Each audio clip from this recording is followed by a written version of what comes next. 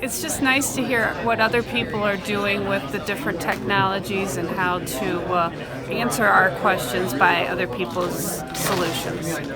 Yes, my name is Austin McCormack. I'm the CIO for Gate Petroleum Company. We've been a part of NOREX for probably about 10 years now.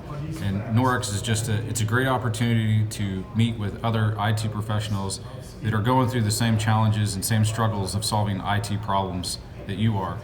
The NOREX roundtables are moderated by NOREX folks, and they just do a great job facilitating the conversation, keeping it going.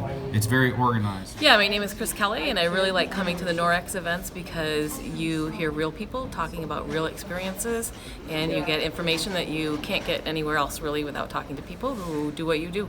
There's no vendors, no salespeople, so there's no pressure, but it's just real world people solving the same problems that you're trying to solve.